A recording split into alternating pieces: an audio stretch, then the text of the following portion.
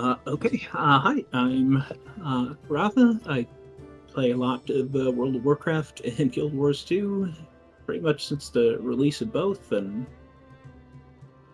yeah, I don't know. I love me some MMOs.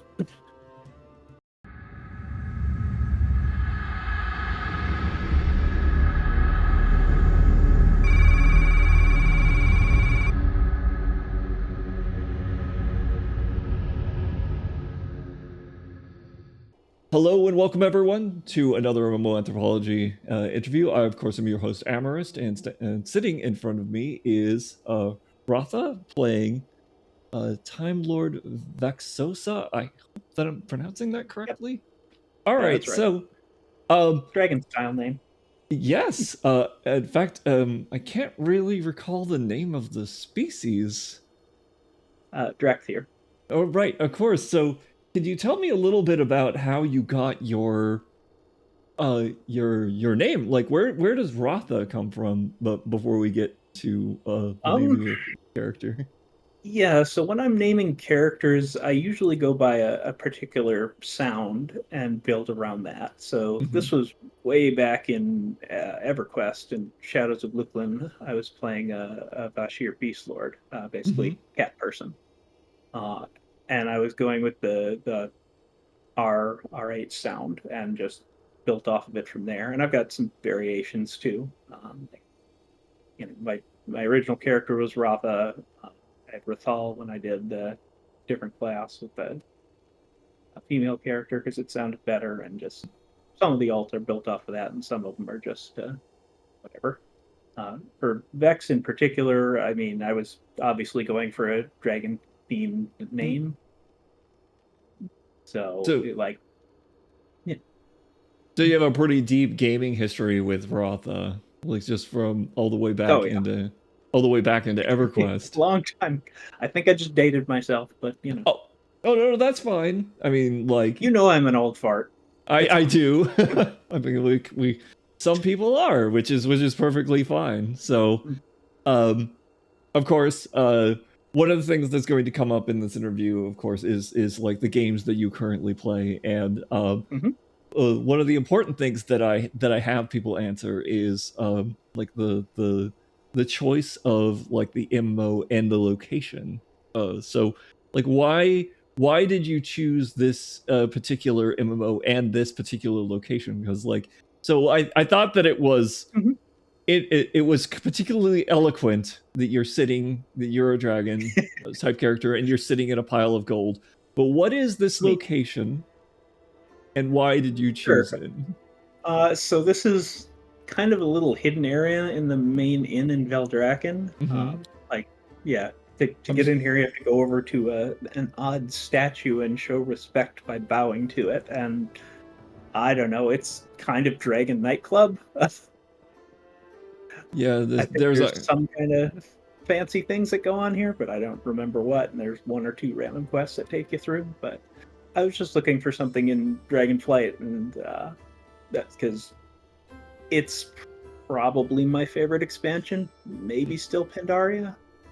But they really did a lot of work to turn the game around after the uh, failings of like BFA Shadowlands.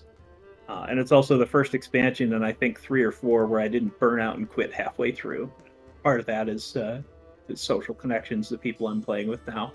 We fit really well, but a lot of it ah. was just that the content was good. So how do you weigh like social connections and content when it comes to like burning out in games? I'm really curious about that one. Um, I don't know that it's something I consciously think about, Of but course. you get a general vibe. Like Shadowlands obviously was not only was the game kind of pushing in a way that a lot of people didn't like, on top of that you had all the, lawsuits and Blizzard drama that went into that, and that was definitely enough of impetus to take a step back. Mm. But in the long run, like all these games are about the people you're playing with. That's part of the reason, like, I don't play as much. I'm playing more Guild Wars now, for example, Hmm. because we have a bunch of people who are doing it. I really don't touch like ESO, even though I have some of it and I like Skyrim and all that, but I don't know people who play it.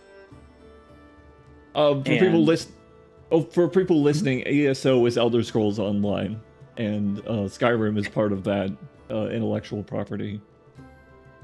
But go ahead. Sorry, I just didn't mean to interrupt you too much there. You're good. But so I mean, MMOs as a whole, like a lot of the moment-to-moment gameplay is good, but if you think about it, all the longer grinds, the time between releases and everything, it's just single-player games just do story and flow better in most cases. So a lot of it is your social connections. Like, you meet friends on here. You always hear about the people who met their spouse in World of Warcraft or whatever. And I mean, that stuff is real. I've had a couple chances to meet people in real life that were close enough, and we really only had an awkward dinner or whatever, but it's a lot of fun. it's true. So, I know that you mentioned EverQuest as being one of the games that you got your name from, but what's your what's your history when it comes to video game playing experience? Like, what other MMOs have you played, and how do they compare Okay. to like World of Warcraft and etc.? Yeah, I mean, EverQuest was my first one. I originally played it, I think it was at a friend's house or something. I wasn't able to get it myself until Shadows of Luklin, which was their, I think, third or fourth expansion, where he went to the moon. Yes. So I did that for quite a while. That was before college, so I had more free time then for sure. But I got into some of the higher end rating in that game at the time. That didn't last very long. It was definitely a different time. The whole hey, you're getting a call at a random time to wake up and get your butt over because some boss just spawned and they were all out in the world and you had to compete for them. Thankfully, we did away with all that. I played a little bit of EverQuest 2 as well. I think in general, like it kind of fell flat in some ways, and like the graphics really haven't held up because they tried to go for a realistic style as opposed to the stylized look of WoW and a lot of other games. But I toyed around with that a little bit and enjoyed it. But really, it was Warcraft 3 and then World of Warcraft coming out that really got me into it. Okay. And I've always liked RPGs in general, but the whole idea that you're on a server with thousands of people going around doing their thing, it's just crazy. So, I'm gonna probably tie. Normally, I kind of tie the next one into like the game that I'm talking the person in, but I know that you also play Guild Wars 2, and this ties into something that we discussed before we began our interview, which is your comparison of Guild Wars 2 and World of Warcraft and how they kind of complement each other. You had mentioned, yeah. So can you like bring that up again? How like Guild Wars 2 applies progression differently than World of Warcraft? Yeah, for sure. So, WoW, at least retail WoW, is a very, very seasonal game. Like, the patch starts, everyone goes crazy getting their gear, and at the end of I think it's usually 3 months now, basically everything resets when the next patch comes out, and you start all over again, running along the hamster wheel. Hmm. Try to make that fun. But it does have a downside in that only the newest content is really relevant most of the time. So there's this huge world, but you're only focusing on a small section of it. And they have gotten a little better on that, but Guild Wars 2 is pretty much the exact opposite. They're focused on not as much seasonal stuff. Like they have patches and expansions and whatnot, but their expansions, at least recently, are a lot smaller. But I'm kind of okay with that because it's all additive. Like none of the old game is irrelevant. You don't have to worry about gear cap or anything. Like you get your gear, and unless you want to change to new stats, you're good. Um, and you're not really time focused because things don't like end and go away. The same, if you're a raider, all the original raids are still there, all the challenge modes are still there, and there's some power creep over time, but to a large extent, that stuff is all relevant. So they really complement each other very well in that, I think. So, Because sometimes, you're not wanting to rush through the season stuff. You just want to chill out and go back and do some old stuff, and it feels a lot better. so how would you say, I know that this kind of changes your experience mechanically in both of them. Does this change your social experience in either game? Uh, for me personally, yes, definitely. Mm. For a large part of my time playing Guild Wars 2, I would go pretty hard on it for a few months, like in the downtime between WoW patches or whatnot, and then kind of fall off the face of the earth when the next WoW stuff came out. So I'd bounce back and forth, and that did make it pretty hard to keep up with, guildmates and whatnot. But I tended to do a lot more solo stuff in there until Okay. recently when a couple of people I played D&D with were like, hey, let's start raiding in Guild Wars. We want to mess around with it. And, well, you know how that ended up because you've been coming along. I do. In fact, for people that are listening, I've actually been in Rhatha's Guild Wars 2 rating group and it's been a very interesting experience to tell the truth. I might actually do a video with him specifically on like casual rating in Guild Wars 2 at some point in order to For sure. discuss what that's about if people are interested in that particular activity.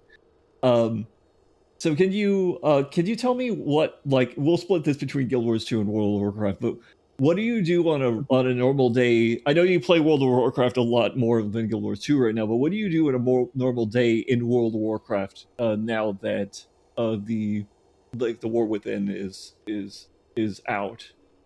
Sure.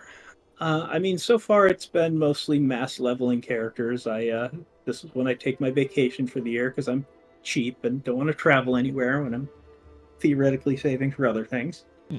So, I've got like 6 max level characters now. The leveling is very fast, and it's been pretty enjoyable. The story was a little bit better than I expected. And I've just been starting to dabble into PvP, doing heroics and other things, but more of that'll come when the actual season starts. And well, go ahead. No, good. Yeah, Oh, right, I'm right. So, do you find yourself spending more time in solo in it, or do you seek out like group activities? right now, I've been doing a lot of solo just by virtue of everyone is at a different point in their leveling, and while I have done a lot of like leveling dungeons with people, but for the most part, people are going at their own pace, and not everyone is ready to jump into the heroics or whatever yet. My preference is usually more of the group content when I can, and when people are offline, then I go do solo stuff. Got it. So I know that you're. So what about Guild Wars 2? I know that they recently, like right before World of Warcraft released theirs. Where are Yeah, you on a normal day in that? Although I mean you're probably less in that. yeah. I mean, um, a lot of days I'll just log in, do the dailies, maybe just mess around with something I want to play with, play a different class, whatnot.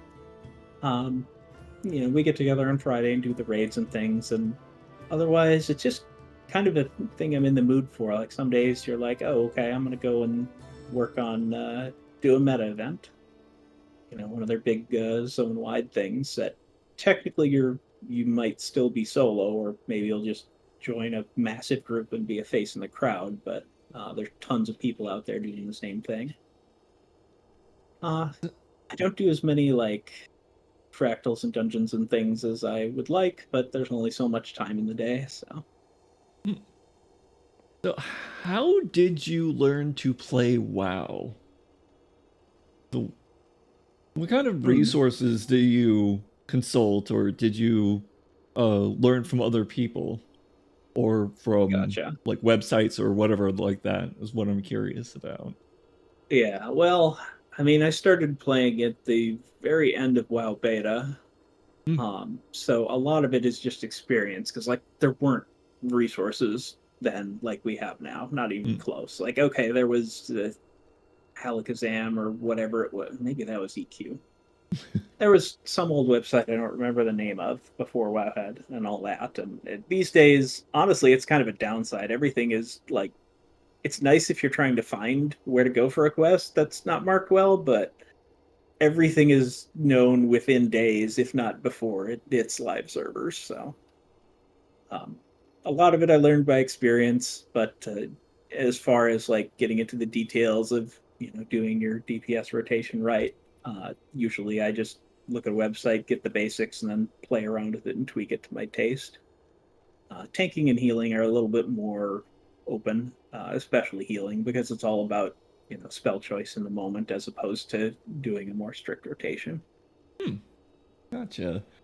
Um, Interesting. I like that actually, especially um it does it seems like well by now you're much more veteran, so you've got a lot of experience behind you and plus the game at this point also like kind of guides you a lot more than it used to from the beginning. Like It does, but at the same time, when you're looking at the like damage rotations and stuff, it mhm. is very complicated compared That's to a what it used to be. And oh that's that's it's not always a bad thing, but I kind of have polar opposites because on the one hand, I'm playing Devastation Evoker and maining it, and that's one of the simpler rotations in the game, which is great because then you can focus on what's actually going on around you. On the other hand, I'll play Affliction Warlock, which is like juggling 10 balls while balancing a couple plates on your head. And yeah, it's a lot to watch. it's funny you should say that because that's what I play. Yeah. Or Enhancement Shaman is another one, or Brewmaster Monk.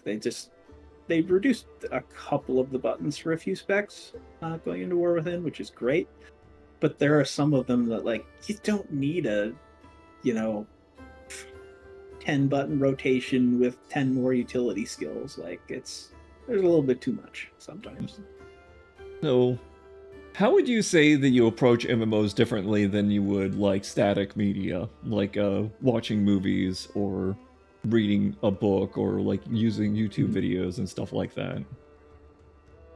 Sure. I think the main thing is like it's some of it is a shared experience thing. And I guess you get some of that, if my buddy is reading this fantasy series and so am I, and we chat about it and that sort of thing. But there's a different feeling in an MMO where it's like it's not just you and your close circle. It's like everyone around you is experiencing whatever crazy story beat or cinematic or whatever comes out. I think I lost my train of thought. No, no, I mean like I can see that. Do you feel like the sense of embodiment enriches your experience because you are there with other people at the same time in the same story? Is that Oh, part of absolutely. okay. I mean, I imagine even the people who do prefer to play solo and do that all the time, you still get some sense of you're going through a shared experience, and that adds a little texture to it that you wouldn't get a lot of other media. So, what would you say the temperature of the MMO community in World of Warcraft is? And by that I mean like uh friendly like um Um, I think it gets a lot of flack for having people who are rude and whatnot, and that's not entirely undeserved. But it's really about finding a group of people that you click with and sticking with it.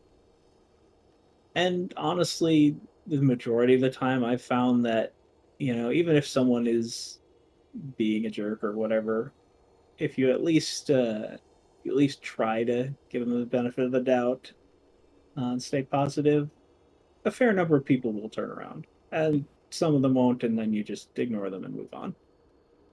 Have you found a very I will, oh, go ahead, sorry.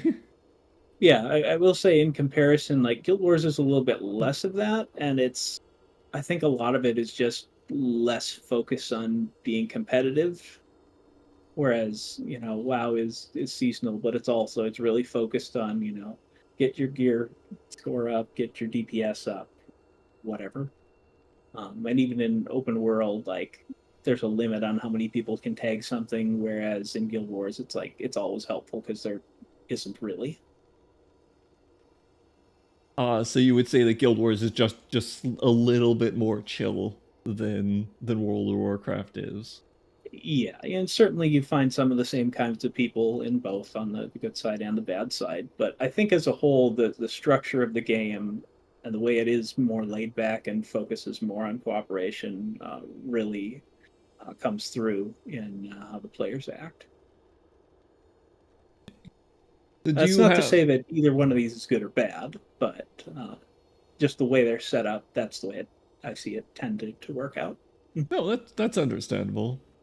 So do you have a guild or community in World of Warcraft? Yeah, yeah, for sure. Actually, it's a group of two guilds that raid together, one on the Alliance side, one on the Horde side. So we have a Worgen guild, which at the moment is kind of shrunk over time as people moved on, and we have a Tauren guild on the other side.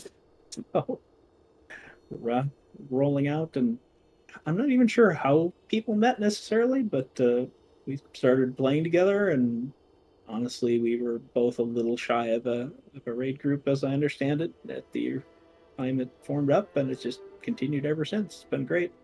And now with cross faction, guilds and just grouping in general for everything except some of the queued content, worked out very well. Do you talk to them outside of World of Warcraft or even outside of the context of the game? Uh, yeah, well, I mean, we have discords that we get together on. There's a lot of talk of that. I haven't ended up playing too many games, other games with people, and it's not because I'm opposed to that. It's just that we're, fairly well focused on what we're doing here, and there's again only so much time in the day. That's true. And the same question about Guild Wars 2. How about in that game? Yeah, in Guild Wars, it's a little bit different, I think. Now the group that we have that we're doing raids with, I'll sometimes, ping people on Discord and whatnot, but some of them I did other things with outside of the game before we started playing together. Like, um, Raspberry, one of the characters who's with us is played by my brother. Hmm. A couple of the other people are people I play D&D with on a weekly basis, Hmm. as well as some other things in the past. So, yes, but it's the other way around. Right, because you drew them in from outside the context into the game instead. Well, Okay, they that's drew me in. I just kind of ended up oh. leading because my brother and I were the only ones who had done any raids in Guild Wars beforehand. So, okay, I guess. Oh, I get it. All right. Well, that is a perfectly legitimate way to end up in that position. All Yeah. right. So my last question is, what is your favorite memory or experience from playing in an MMO? Oh, jeez, that is very hard. Um, I don't know about favorite. Well, okay. I've got a favorite and I've got a most memorable. Okay. Now that I think about it, my favorite was in Pandaria when challenge mode dungeons were a thing, and Mhm. I absolutely adore dungeons. Uh, and it was the first time we got a group entirely from our guild, all of the golds, that going into it, no one really thought we would be able to do. Because that was hard content at the time, and it didn't significantly get easier with gear. There was a little bit of getting extra gem sockets and whatnot, but the way you had to play those was very hard. Um, so yeah, definitely that, and that's yeah, again, a very community thing for Hmm. the guild I was with at the time. My most memorable moment with WoW, though, I don't know why it sticks out in my mind, but the opening of the Ahn'Qiraj gates Oh and wow, waking yeah. up at like, I don't know, I was in college. It was like 2 in the morning. The servers were running on life support. The poor hamster inside the wheel was passing out. There's so much lag, and there were giant, Anubis statues everywhere, and all kinds of crazy bugs. And I don't know why, but that definitely sticks out in my mind. Yeah, that was an impressive event with everyone standing outside the gates waiting for them to open. So I can understand that why that would be like extremely memorable. And that was like a one-time event. It only Yeah, happened once. once per So, server. Yeah. yes. All right. Well, I really appreciate your time and your thoughts, Rhatha. I of course have been your host, Amarist, for this MMO anthropology interview. Thanks everyone for coming, and thanks again. Good night and good dreams, everyone. Thank you. Yeah. Thank you. Do you play online games? Do you have Discord? Then we'd love to interview you on Massive Online Anthropology. Join the fascinating multitudes who have spoken about their online gaming experience and be the envy of all your friends. Or at least get the MMO Anthropology Geek Merit Badge. Sorry, no t-shirt. See you then.